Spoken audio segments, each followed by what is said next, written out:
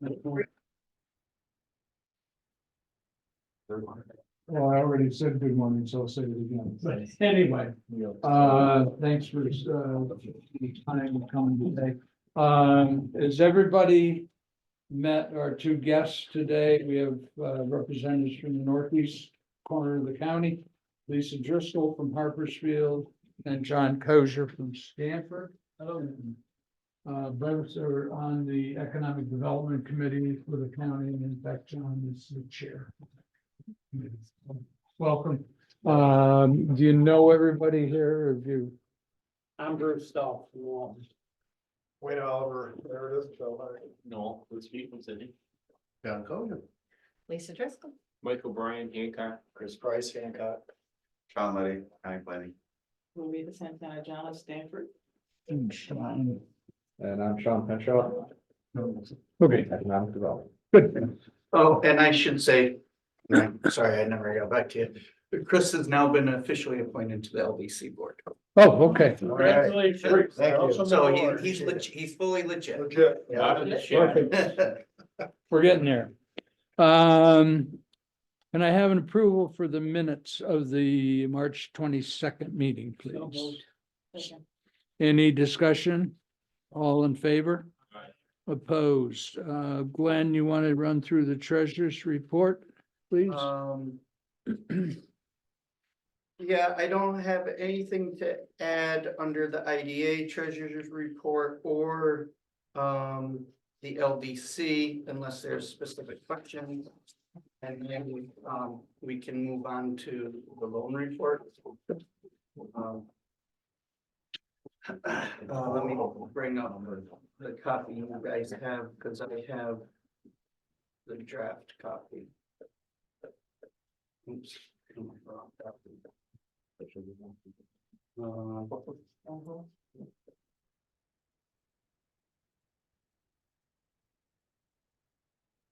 Sorry.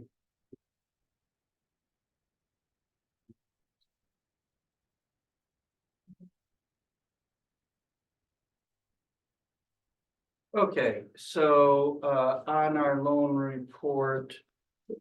Just a second, Glenn. Yeah.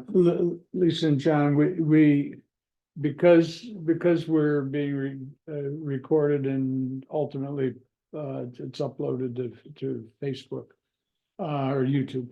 When we do the loan report, we go by numbers rather than names, just to try and keep keep it a little confidential, that's all. Right. Yep. Thank you. Wait, no, did you want lunch? Sure. Speaking of numbers. That's Yes. Okay, so IDA, number 3, I spoke to, the owner. They are, going to make a single lump sum payment, in, June or July to satisfy the note in full. So, per their usual process, they will pay off on time, but just not in a timely manner. You know what I mean? Okay. Number 9, I reached out to yesterday, and I have not heard back from them. Let me see if I have their sheet here. So their situation is due to periodic mispayments. They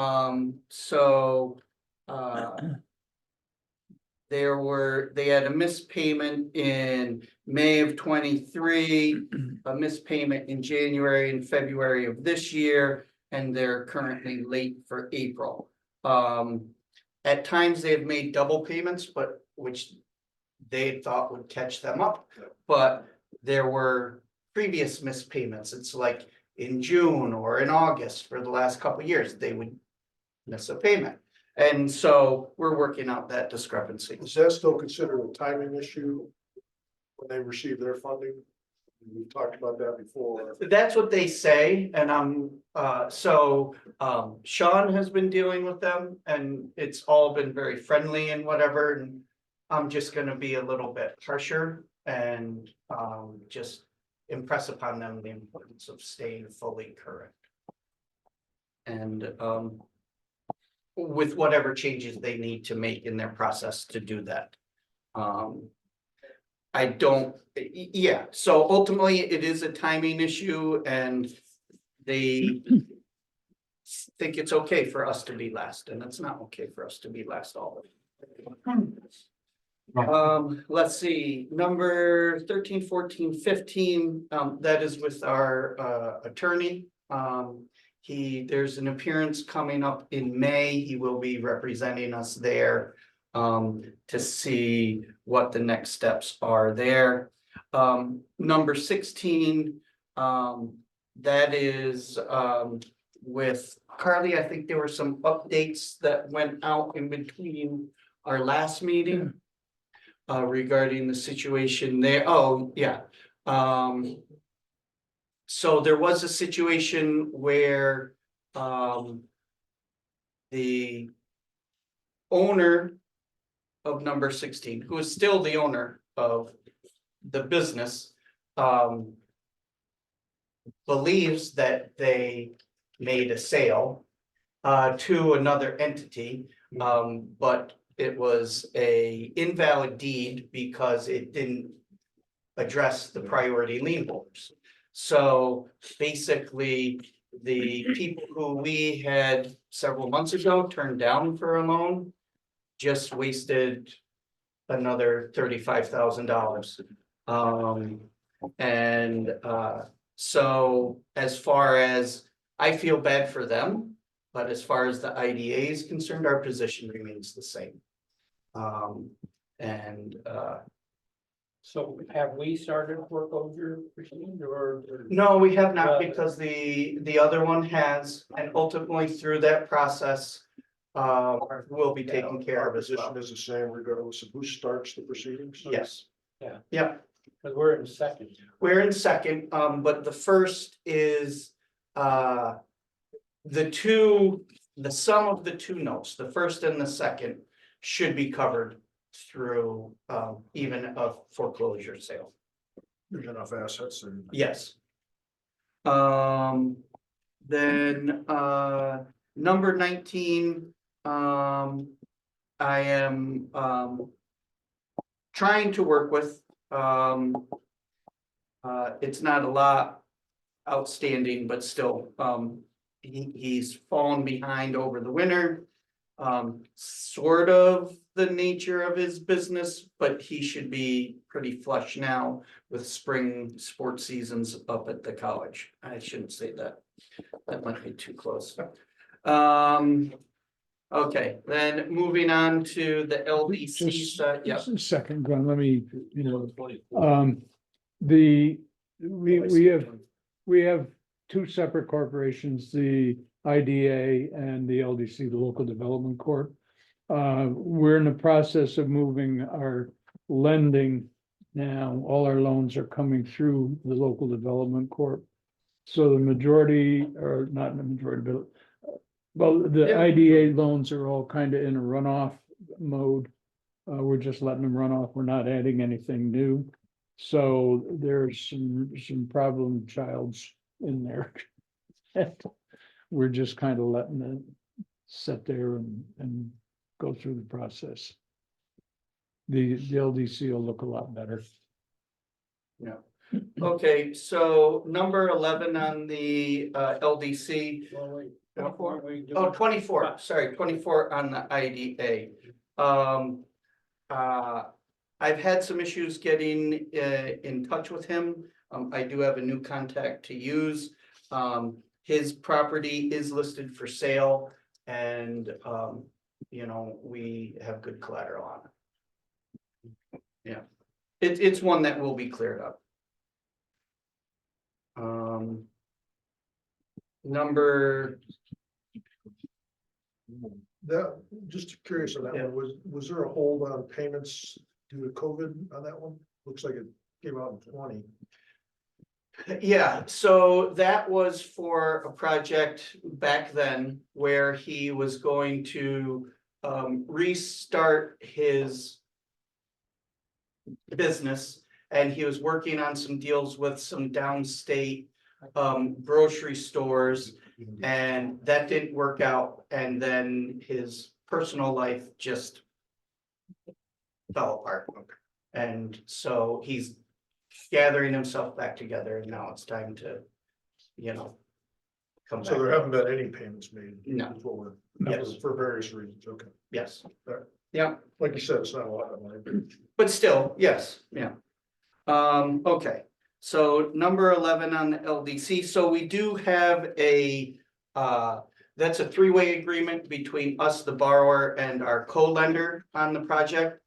We do have a, modification agreement that will bring them back to payments. He did send in his payment. It's kind of, I agreed to hold it because right now the other co-lender hasn't signed the modification agreement yet. They're in favor of it. They've reviewed it. Their attorneys reviewed it, just haven't received it yet. So under the terms of that agreement, he'll make partial payments for 4 months and then resume full payment. Are they open? No, no. No.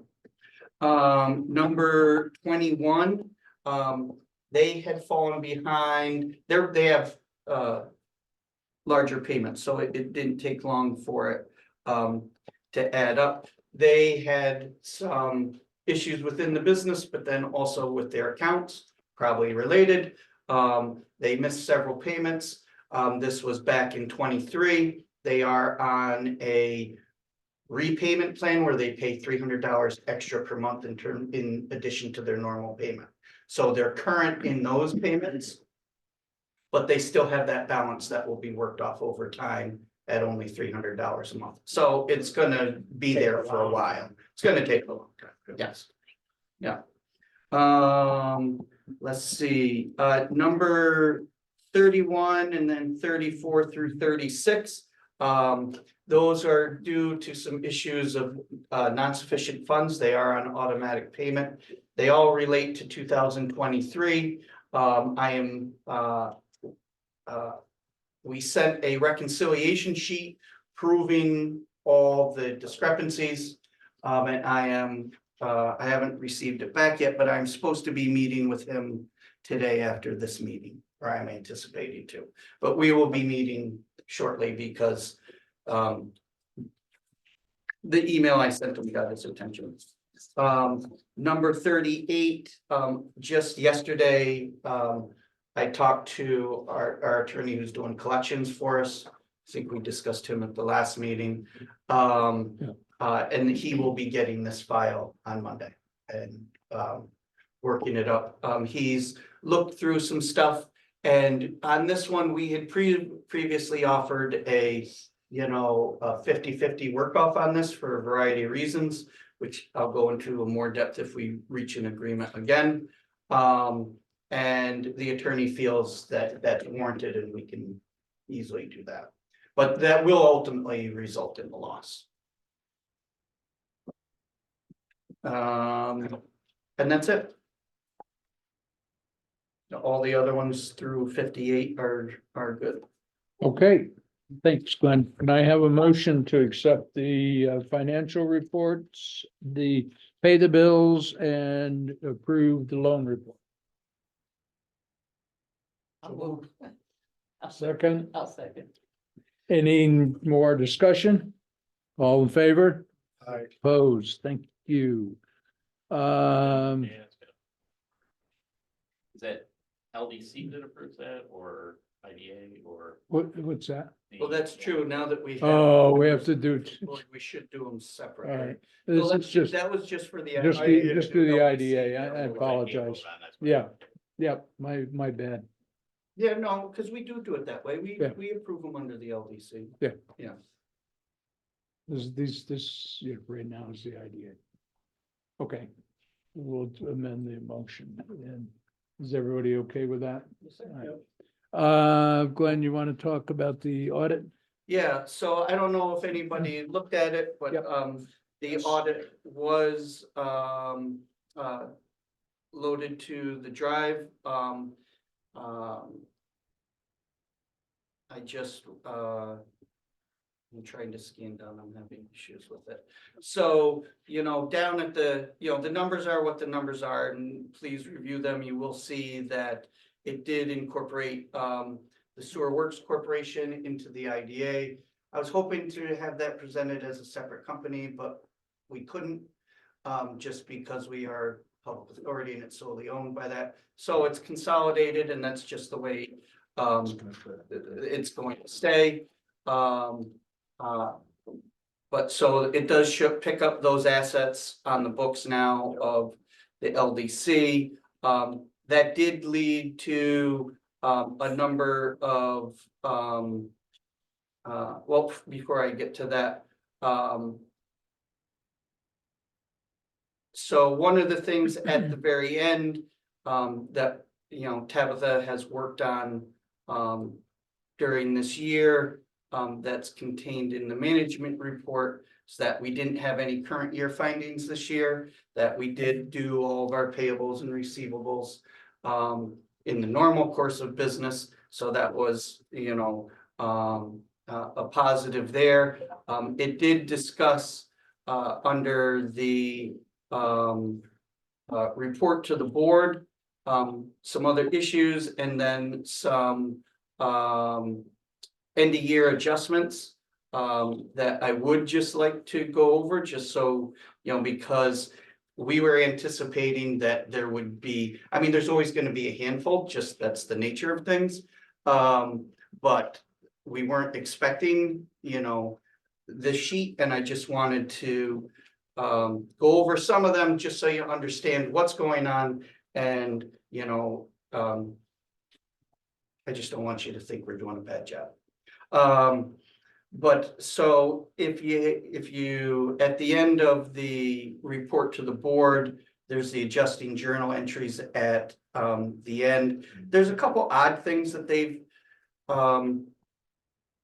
So as part of our the Amphenol project, we had an administrative fee that we charged as part of that project, and we allowed them to pay that over 10 years rather than as a lump sum payment. The auditors are picking it up and insisting that it needs to be booked as a lease agreement. And therefore, I know I listen to what they say.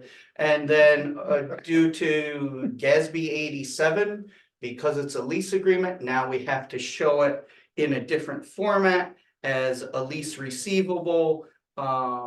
And it's required us to change the way we're booking this payment. It's a once annual payment, but that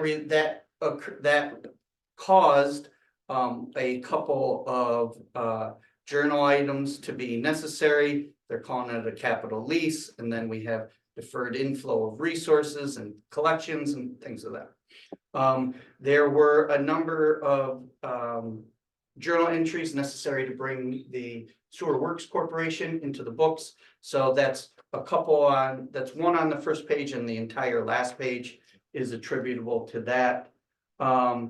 There were some cleanup items that had been in our checking account that we've been trying to clean up for a while. Basically, there were some payments that we made to prior contractors for us that were never cashed. And so they show up on our books, but they are never cashed. And they're like, some of them are 2 years old, one was even 3 years old. And so there was clearing that out. Then we had,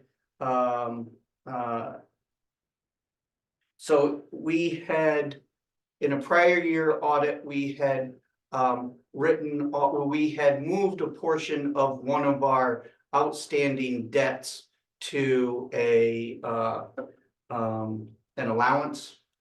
And then we ended up collecting on it last year. So we had to switch the money back and forth that way. Then our leases at 8 Winkler similarly got caught up in GASB 87. we've got a question into Wendy, who we use periodically to help with our journal entries. We have a question that we need to run by her before we go to the auditor. Just some reclassification stuff. And then some was related to payroll. When we originally set up payroll back in, I don't know what it was, 2014, we've never adjusted it for some changes that occurred there. So, you know, we had to make some adjustments there. And then GASB 87 comes up again for Amphenol and another bunch of journal entries. And then the remainder are related to Sewer Works Corporation. And then one of the other things they mentioned in there is that the IDA in many instances becomes a pass-through, both for expenses and for grants and things like that. Now, for the grants, we always categorize it as income in and an expense out, so we can track the grants. But so some of the things, I'll give you an example. Lindsay signed up for a course she's taking for Analyzing financial statements. analyzing financial statements. And there was a discount if we pay by credit card. So I use the IDA credit card for that, but it will be reimbursed through my economic development training line. So the IDA pays it, I book it as a miscellaneous expense. When that money, when it gets reimbursed by the county, I book it back to the miscellaneous expense, so it evens out because it's not income out and it wasn't really an expense. Well, we can no longer do that way. I'm not sure why, but now they said, they told us to do it this way and now they're telling us not to do it that way. So that was one of the things in. They got a new bulletin. New boss, yeah. Yes. Yeah. So we're not zeroing out expenses anymore. So now we are going to claim everything like that as income and an expense, and it'll all show up. It's one or the other, but it showed up in the report. Same way. It's the same thing, yes. Yeah. I think, in my opinion, it inflates the income and expenses of the IDA when it's shouldn't, but Would it have any effect if we did that through the LDC instead? no, it would be the same thing, and you'll see it when we get the LDC audit. Yeah. Okay. I don't know why we only got the IDA, not the LDC, because we already filed the tax return for the LDC. So they must have had it done, but we only received the LDC. So we can do that again next month. Yeah. Okay. So were there any questions in terms of any of the findings or anything like that? I mean, there was nothing really there. Right, I thought the audit report was okay. Yep. I mean, part of an audit is to make the adjustments for us, and that's part of what we hired them for. We did have an improvement in the last couple of years. We've had concerns about internal controls, and the things we've done to change that have worked. They decided to not even comment on it. So they must be happy with what we're doing. Yeah, that there was no comments for 23, I found. So they'll nail us in 24. That's because It's safe enough. they just didn't focus on that. So I thought it was a fine report. It's, So do we need a motion to accept it? So Glenn, I'm sorry, so just to clarify, the assets with the Delhi Water Corporation. Switch Corporation, those will continue to show up on the IDA books. Okay. Yes. So they didn't find it necessary to put them back into the balance sheet on the sewage corporation. That's correct. but that's because it's all owned by. Right. So 100% owned by. So 100% owned by, yeah, so I think what it'll be is we'll just, in the past, it used to be that we had one audit for the IDA and LDC, and there'd be one line for the IDA, one line for the LDC as a component of the IDA. When we split the two apart fully, that went away. So now we're gonna have one line for the IDA, one line for Sewer Works Corporation as a component of the IDA. And that's just the way it'll be moving forward. Okay, can I have a motion to accept the audit and submit it? I accept. Second. Second. Any discussion? All in favor? Right. Thank you. Last month, we talked about Geary property in Roxbury with a pilot agreement. And believe Glenn's got we got the resolutions for that we have to. Yes, that, I only received that resolution yesterday from the attorney. So it is loaded, but you might not have seen it, but so just to review that. Sorry, I gotta log back in. I didn't touch my computer for too long. Okay, so under Gary Roxbury, Yes. well, we held the public hearing, so I guess it's technically public information now. Gary Roxbury Properties is planning to, and I say it that way because the closing obviously hasn't happened yet and things can happen, but they're planning to purchase Masterson Holdings, which owns all the real estate for Masterson Properties operating under as the Roxbury Motel and then Stratton Falls. When the Stratton Falls project was initiated, the IDA provided a pilot agreement in association with that. It was roughly a $9 million project. And the pilot agreement allowed for a mortgage recording tax, sales tax exemption on construction materials, and then a 10-year phase-in of the property taxes. And we have just with the last town county pilot payment this January, that we've completed year 6 through that agreement. Gary Roxbury is requesting to assume the last 4 years of the pilot agreement from Masterson Properties. By assuming that, they assume the benefits of the existing property tax schedule, but they also absorb all the liability associated with it, you know, the maintenance of the jobs and the operations of the business and everything like that. In addition to assuming the existing pilot agreement, they are also requesting to be granted the mortgage recording tax exemption for the purchase price of the property. As a result of that, that's a new benefit to them. So we did hold a public hearing in Roxbury, which was on Wednesday. I'm not insulted by it, but nobody showed up. But I did have a very nice 30-minute conversation with the town assessor. I'll take So it personally. it's okay. I wouldn't have gone if I didn't have to either. Yeah, so everything went well there. Basically, if the IDA approves this, they would carry out on the remainder of roughly $56,000 of property tax benefit over the remaining 4 years.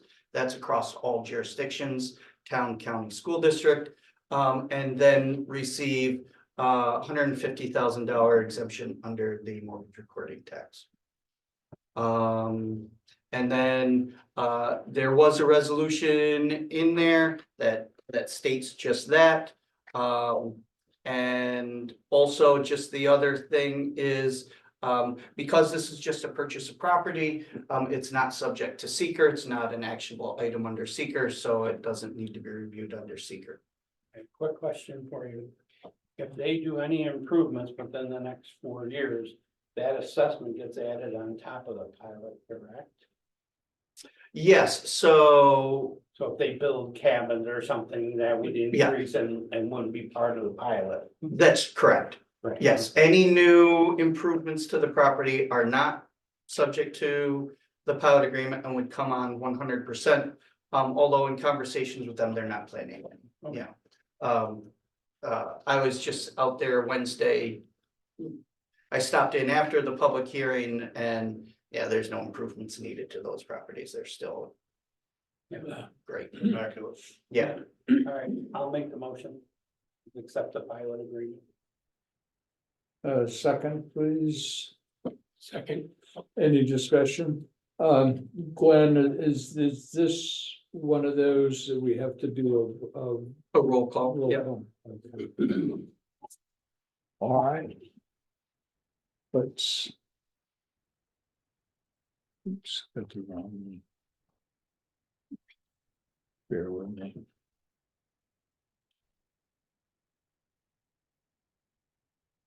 Okay, we'll call the roll. Can I just ask one, so we made a motion on a pilot, is it assignment of a pilot? Yes, Or- yes, So- yes. so- So so the resolution specifically is resolution authorizing assignment and assumption of the pilot agreement that currently exists with Masterson Holdings LLC by Geary Roxbury Properties LLC.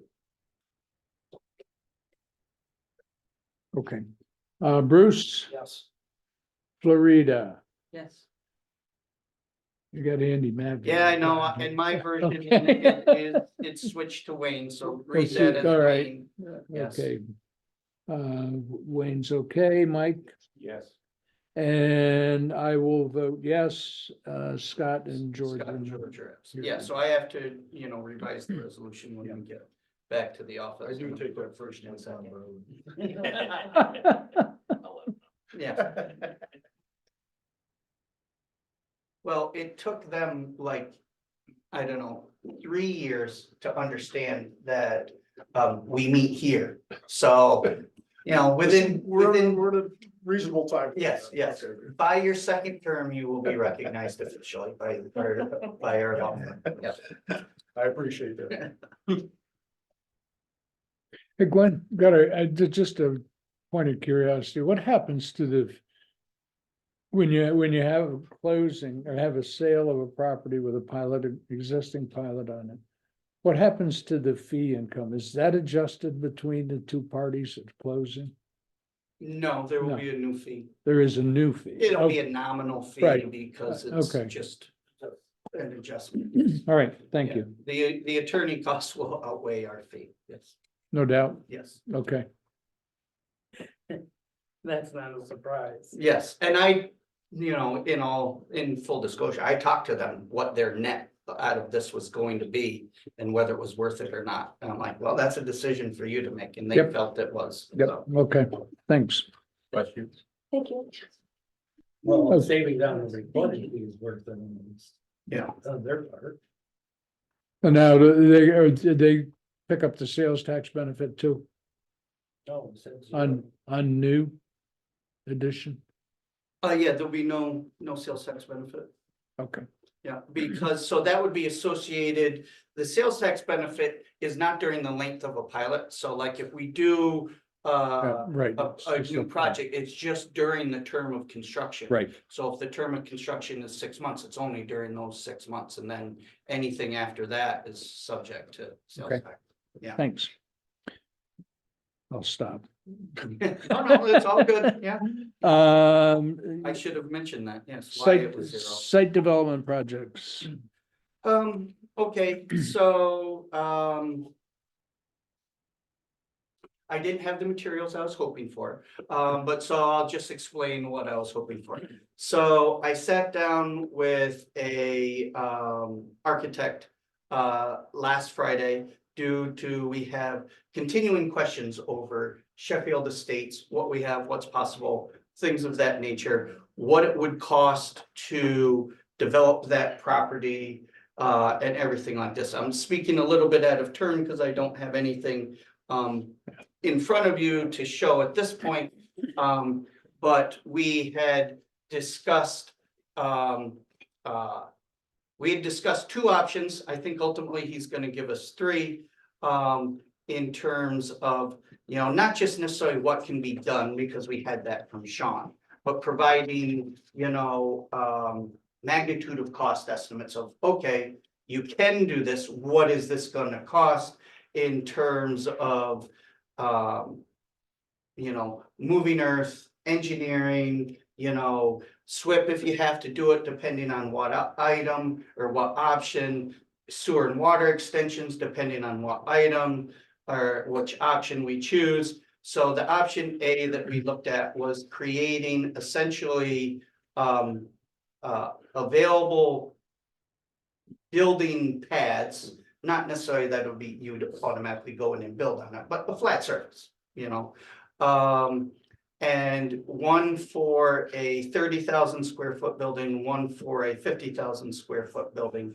And he was gonna put further pen to paper on it. I think he was trying to give me the worst case scenario number, But he said doing that and doing it correctly, with everything we'd have to do in terms of fixing the entryway, turning that into a street or somehow more formalizing that. Everything involved would be $850,000 to $900,000. And at the end, what we would have just the land to support two buildings of those size. And you know, what is a realistic sale price for property of that? And it's nowhere near comes close to what the initial investment would be. So the other option that I was interested in is, and I'll get to why in just a second, is okay, what can we do to create a pad, leaving existing conditions as much as legally permissible, and what would that cost? And he thought there would be an option for that in the $100,000 range.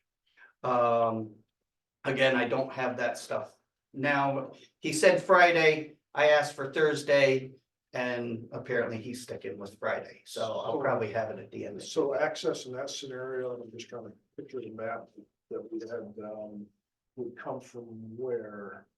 Would still come from West Street. West Street? Okay. Yes. Yeah, in order, so under option, the big ticket item, doing the full shebang. In order to do that, you essentially have to cut off access to Osborne Street. That's the street, right? No, Burton Street. Burton. Yeah, you would have to cut off all that Burton Okay. Street. Maybe it could be emergency access only if you needed to get to the back of the building for a fire truck or something like that. But otherwise the building would cut it. And one of the problems with the Burton Street side is even though we have a right of way, people have turned that right of way into their yards now. So, Residential park. Yeah, and Yeah. yeah, and so also it would be coming on to. It would not work for truck traffic. You would be coming onto a narrow residential street I wouldn't want to do that over there. through like a block and a half of pure residential. It would not That be, work. no, it just wouldn't work. Unfortunately, I don't have that. I was anticipating it when I put this together. But so those are some options there. And I was down there a week or so ago, and then again last week. Or no, this week. And just my opinion, we have to do something. It's unmarketable now. And you know, one of the things he also mentioned, and I think he's probably right, I just don't want to admit that he's right, is that if we are gonna do something there, if we try to sell it as is, you know, it's rough. If we try to do something there to make it ready, one of the things we have to do is remove some of those foundations. Because otherwise, if you just try to bulldozer them in and covering them up, what happens if that's where somebody wants to build, and now they have to, Bad scenario. they dig down and, oh, wait, there's 8 inches of concrete here, and you know, so there's some issues there in terms of what we can do with that, which, you know, ultimately impacts how much we want to invest in there, what our likely return would be, and, you know, just to say it perfectly blunt, is how much we're willing to lose on the property. Okay, well, my whole impression of this property from the start is that we make it site ready, which means removing the foundations, bush hogging it, cleaning it all up, make sure it's level, and stop. Right. The purchaser would then decide whether we're making it 2 lots or whatever, depends on what money makes. But that determines whether we need a street in there or a driveway. Right. Because if one person buys it, they don't need a street, and be a driveway to it. And they can put the water and sewer wherever they decide to put their building based on whatever the. Well, plan because is. there is, the water and sewer is into there, so Right. if they orient their building correctly, it's already there. Right. So. But that's up to them. That's They up to may them, say, yeah. So that's what I'm looking for is the base level thing, and we talked about it on the base level thing, the entranceway, well, it's a legally deeded. Easement way through there, and it is maintained, it's like. At worst, maybe all you do is throw stripes down. You know, just designate, this is the entryway. And, you know, because the cars that park there pretty much obey it now anyway. And kind of use it as that anyway, just throw some stripes down if it's only a driveway for one business or, you know. That's perfectly fine. Right, I mean, I don't think we should be putting specs in or foundations in or Oh, yeah, no. pads, Because, nothing. so We don't know we what- talked about that, and even though that would lead him to a much higher fee, he's like. You just can't do that, because unless you know specifically Right. who you're designing it for, you don't know who's gonna want what. Right. You know, if you put in the wrong thing and they're like, well, you didn't need to do all that, or that's not what I want at all, now I have to redo it. Right, You've or just tear it wasted, out. yeah, exactly, wasted money on both sides. Could you just make a short thing on like how we got this for our visitors Okay, yeah, so. and how the- big it is? Yeah, the Sheffield Estates property is in some 13.6 acres, I believe. It was designed and partially developed to be a 55 and older living community. They were going to have yeah, they were gonna have, duplexes, so they would share a common garage wall. And then you'd have a 2-bedroom, 2-bath house on each side. And they were all on postage stamp lots of up to, I think there's gonna be up to 62 units. And then everything in between would be a homeowners association common area. I'm gonna say around 2005, that's when we first got involved with the Sheffield Estates as a project. The IDA wasn't really involved other than, you know, we were going to assist them with that project as it, you know, opportunity arose. They started going forward with it. I can't tell you off the top of my head when they broke ground, but essentially the housing bubble in 2008 just crushed their project. They lost all their financing. Probably didn't have enough to begin with. And so at the end of the day, 4 units were actually built and there were foundations for another 8 other units put in. The foundations for 8 other units were put in. It fell apart 2008, 2009 was probably the nail. That corporation broke up, everybody ran for cover, there were lawsuits amongst the partners. It was sat for sale for a number of years. I'm gonna say around 2015 it was. Jim and I had a meeting with the remaining owner, and we made an offer on the property. He wasn't interested. He was seeking a new developer.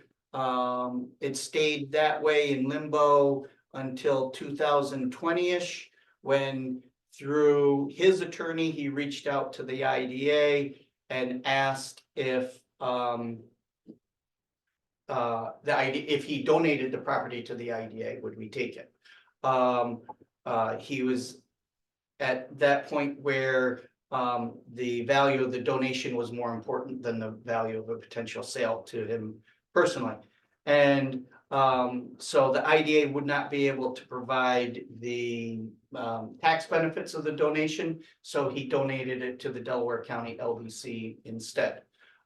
So we took it, the IDA agreed to take it as is, knowing there were back taxes, and then the LDC made the jurisdictions whole on the back taxes.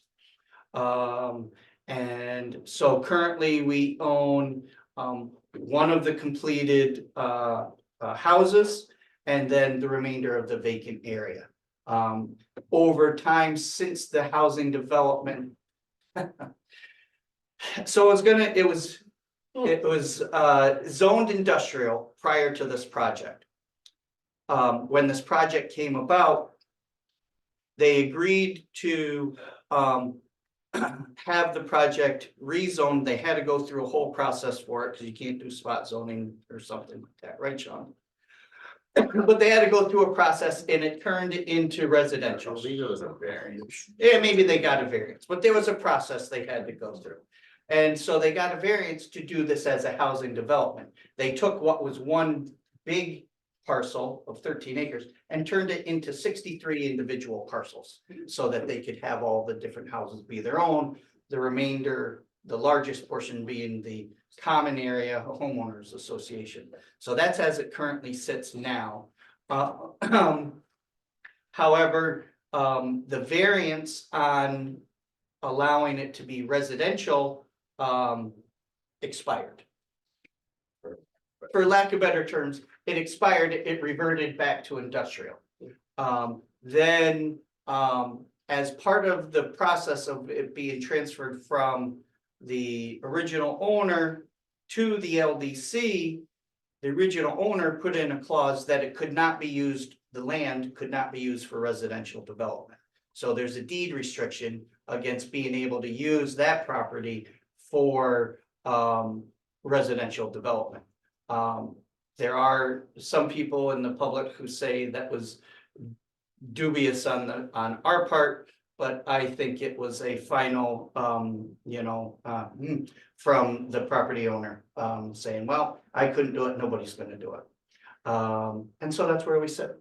And here's potential of 13 acres in the middle of the village of Lowell. It has natural gas, water and sewer, so it's prime developable, industrial property. That section has always been industrial property, prior to this housing development. Delmat Corporation owned a good chunk of it. They had pits out in the back and about 9 yards for it. So this is very prime. The county did a survey looking for acreage to build their highway garage, their DPW set up with planning and all the other departments that would fit in there. And they couldn't find property or very few parcels in Delaware County that they could do that on. So there aren't very many of these pieces left. And I'm a strong believer that this needs to be industrial and we need to move forward and market it. We need to clean it up so it's at a marketable state and then move forward. And hopefully that will come in this report telling us what we should be doing. Is there been a housing needs study or? There's. The county is actually doing one right now. Right now through Delaware County Planning, and the county planning board or the county planning committee approved it, met with the person who got the contractor, the company just last month. And that's moving forward, and that should be done by the end of the year, right, Sean? The I believe housing it's one? 12 months, so Okay, so it'll be Spring. beginning in 2025. And we met with them and they just discussed what they thought their report was gonna be including, and ways to fund the housing developments that you could do. There would be some suggestions of where there's financing available or monies or how to get developers involved into it. Say, give it to the developers, let them. Right, that's what the whole point of it is, but they're gonna highlight different areas where they think it can occur, or that's what they're thinking. They're in the early stages of it. So. That's quite important. Delhi has done a housing study a couple of years ago here. So, this one's gonna be countywide, although they're gonna do spots, because they can't do the whole county. It's just too big and too massive, but we agreed that they're gonna do parts in the Roxbury Martinville area, parts in the Sydney, because they're totally different. Sydney is more of a development business community. Roxbury, Andy, Martinville is more of tourism business types. So they were gonna do all of those sections because they're just so different. Part of it will be somewhere near Stanford, just because they're all different types of hubs. So that will help us in the future here, hopefully. Okay, so one other thing under site development, switching locations, well, I've got one more I can talk about openly. So in working with this architect for Walton, I also following up on Sean's concept over in Sydney with the River Street property there, which is vacant, the back half of which we gave a conservation easement as part of the Amphenol project. You're familiar, you kind of have a sense of where we're talking about. Doing magnitude of cost estimates for what it would do, what it would be to have that parcel do the same thing. As we talked about one time with Sean, what was that, 2 months ago, 3 months ago, where you had your idea about transferring from one location to the other to help address some floodplain issues. So that would be another option as well. And then, yeah, so that's all I'll say there. Good, thank you. Glenn, you want to update everybody on the village of Stanford? You had a meeting up there, I believe. Yeah, that and a few other items under site development, involve potential contractual or litigation type issues that I would like to discuss in executive session. Okay.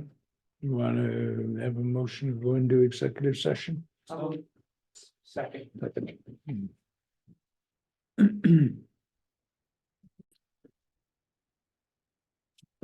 All right, we're back out of executive session. I'd like to have a motion to accept the lease on the Walton So moved. residential Circle. 2 Tulip Circle. Thank you. Second. Any discussion on that? All in favor?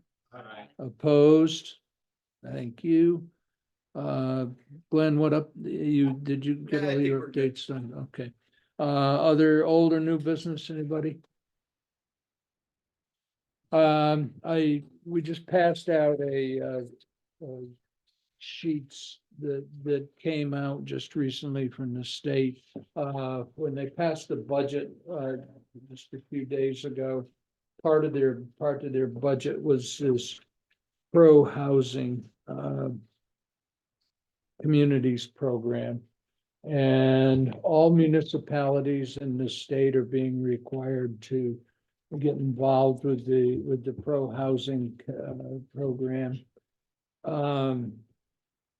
Amy Warner from the O'Connor, she's the executive director of the O'Connor Foundation.